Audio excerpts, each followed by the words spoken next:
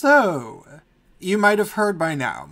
Apparently on Wall Street, according to Bloomberg, which is, kind of mainstream corporate leftist press, according to Bloomberg, Wall Street businessmen, not business people, but businessmen, are trying to avoid being around women, basically ever, due to #MeToo, due to the era of rampant false allegations concocted in order to usurp power from powerful men, in order to make headroom for females to shatter that glass ceiling that actually maybe didn't even technically exist. That glass ceiling that they were already pushing well past as individuals, far more than they actually deserved, because people were giving them far too many opportunities strictly because they were female, apparently, or something.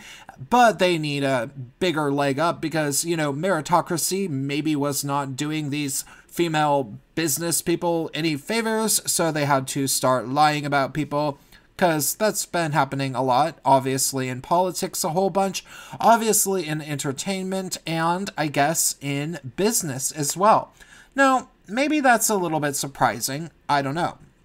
I don't really know anything about the business world, and I am not super interested in it, but it does definitely seem that there's this sort of attitude among the corporate leftist Democrat feminist crowd who, they all seem to work together, and maybe the only prospect that they had going for them was teaming up together with this religious doctrine of feminism to try to get votes and power that way. More political power, then they would have more business power, and it would all be held into place with feminism, and it's falling apart. They don't have any other options, so they're just figuring, well, they're just gonna take as many other people down with them as they can, kind of like a kamikaze flight or something. And it's quite interesting to observe that kind of thing happen. Now, in my personal sphere, I see more and more males starting to come out as being openly opposed to feminism. I've been greatly proud of this male friend of mine who is homosexual that lives in San Francisco, who's become an open men's rights advocate and is actively opposing feminism. And it's great. It's amazing because he's slightly nicer than I am. I can be nice if I choose, but I mostly don't really choose to. I like to put on many different faces. I'm that kind of guy. But at my core, I'm not really that nice. Well, at his core, he actually is particularly nice. And he's actually able to pull it off pretty well. Most of the women in his personal sphere are actually decent women. They are, I would say, fairly neutral. They probably largely assume themselves to be feminists. But at the same time, it's becoming clear that a number of them have seen this problem that's been eating at the souls of men and even women. It's not helpful to anybody. And they are very curious to see somebody that is calling a spade and admitting that the problem is the problem, which is feminism. And they are open-minded to it for the most part. But, of course, he's a gay guy. And I know that there's definitely more and more straight guys who are at least learning to avoid feminists, such as these guys on Wall Street. They're just like, hey, I'm not even going to be around women because they might be feminists, And that's interesting. But we do still have the problem of the rapey, creepy, aggressive male feminists that go around and are the most adamant on social media and maybe even in real life. And they're just crazy. I had this guy this summer try to insult me by way of calling me an incel due to the fact that I asked this woman to provide evidence for the notion that Jordan B. Peterson is a horrible misogynist. She said, oh, yeah, he has some kind of cool things to say, except for his views on women are horrible on my friend's timeline on Facebook. So she said that, you know, oh, Dr. Jordan B. Peterson is such a misogynist. And I said, okay, yeah. Could you show us what he said that was misogynist? And she was like, you can find it on YouTube. And it was like, oh boy. Now, of course, she doesn't know that I do YouTube, you know. She has no idea. So she just kind of thought that she could say that. And so I was like, oh, I figured you were lying. And then she got kind of offended and started being very passive aggressive, you know, female insults, probably said, wow, I think you need to meditate or something, you know, like, I think that you really need to take some deep breaths because you're obviously really upset. And it's like, I just said that you were lying because you were. You said that Jordan B. Peterson says misogynist things all over YouTube, which is just demonstrably untrue and everybody knows it. You know, like, my mother is a big fan of Jordan B. Peterson at this point. She was subscribed to Ms. Magazine in the 1980s and 1990s. That being said, this man came, and the first thing he did was he pulled the aggressive, like, I'm a feminist, bro. You better get away from the women. Man, you better get away. You better check yourself. And he's this white guy, and he called me an incel. He was like, look at this incel neckbeard, or something like that. I don't remember, you know. I probably wrote, oh, yeah, you totally just made me blow Mountain Dew out of my nose so hard that my fedora fell off. Oh, well played. I am going to go cry myself to sleep now after eating some Cheetos. Or something, you know, it's that's the kind of thing I say. Because I'm not really that nice. I'm kind of slightly rude.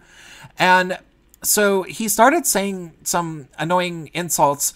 And obviously, this all started because he called me an incel. Like, if you call me an incel, that's just completely absurd. That's completely silly, right? Like, you don't even know anything about me. I don't have any public pictures of myself on Facebook. He knows literally nothing about me. And in fact, it was funny because I actually knew this guy. I had met him a number of years ago. And somehow I had some dirt on him, and I don't want to say what it was exactly. Fine, I will. He used to do lots and lots of drugs, and I remember because I was there. Like, I would see him. And so I posted, and I was like, hey, you know, it's kind of embarrassing that you just hurled out all these insults at me because you don't even remember who I am. But I actually do remember who you are, and you were kind of embarrassing. And so he started writing me privately, and it turned out that the only reason that he got involved in the conversation was because the woman that I was like having the sort of argument with, you know, the straight guy came and took it to this crazy new level of just foaming at the mouth, like, back away, you better, the feminists are always right, bro. You know, like that kind of crap, like chest, he might have been, you know, and that was kind of what it was like. But the thing is, she wasn't even all that bad. This guy was bad. And it turned out that they were married, and they had been married for like 16 years. And so then they started sending me private messages, like the two of them, both of them. They were seriously threatening me. Like, both of them were like, you better not mess with us.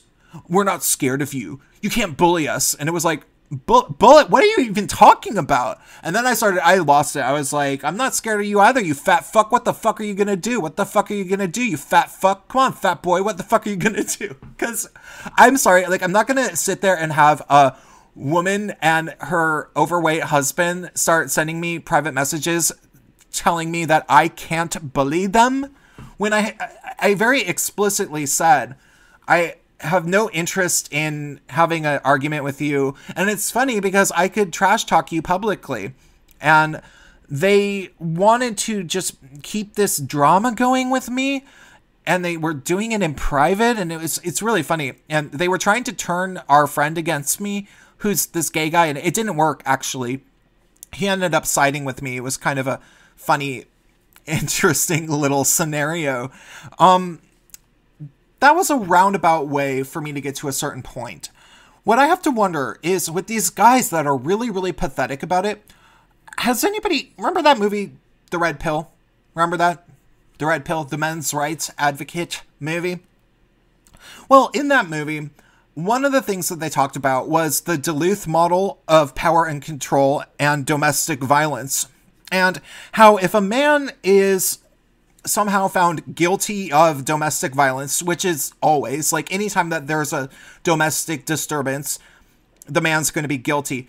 Well, they force him to go to this, like, re-education program where he has to, like, learn that he's a horrible person that hates women and just repent for his sins. And he has to do that. And if he doesn't do that, then he, like, can go to prison or something. And then if there's another incident, he has to go through it again or some crap like that. It's like this really intense thing. And I'm starting to wonder, like, the couple with the guy that was so crazy, he was so crazy. And the woman is apparently a crazy lying feminist. Like, that's what I figured out during the interaction. Because she was lying about me. Like, she lied about me to our mutual friend. Because I had called her husband fat because he had threatened me. And I was like, I am not scared of you, fat boy. Like, you know, like, I will run circles around you. You'll get winded and then I'll just tip you over if you're trying to talk about some sort of fight or something. Like, I'm really not scared of you. But the woman told my friend that I had called her fat, which was funny because she's not fat. So I told the guy, I was like, I didn't call her fat. She's not fat. I called her husband fat. So I realized this woman is just a liar. Like, I don't know why she would have said, because, like, they were both writing me messages privately. Anyhow, I'm not going to. Oh, it's just a very funny story to me. Sorry, I get wrapped up in the heat of the moment of retelling such funny stories. But I'm starting to think maybe that guy had gone through Duluth counseling. And maybe he's like, I'm not going back. No, you can't take me. No, you can't make me go. And so, like, his wife is like, you better do what I say or I'm going to call the authorities on you again. Go after that gay guy. Yeah, he likes Dr. Jordan B. Peterson. How dare he? You better tell him not to mess with us. And, by the way, you're really fat.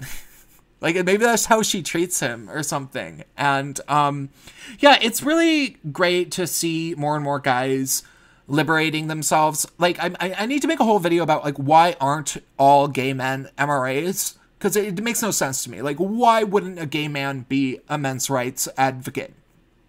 There's nothing in feminism for you.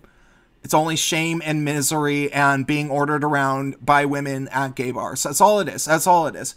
But why aren't more gay men MRAs? They can't do anything to you once you are. Like, they'll talk a big game, but you'll be a lot happier, and then you'll find some other friends in your area that agree with you, and then you'll start to have more friends, right? I need to do that. Straight guys can sort of do that too, but I know that they are worried about being lied about in the same way that these guys on Wall Street are being worried about being lied about. Yeah, that's a real thing. But it does seem like the most aggressive guys are always the guys that, you know, turns out they are a rapist. It turns out they did used to beat up their ex-girlfriend. Or at least maybe she'll say that. I don't know. I don't know if that's a particularly original thought. I largely just needed to make a video so that I made a video every day. Because, yeah, there's some stuff going on. I will talk to you guys soon.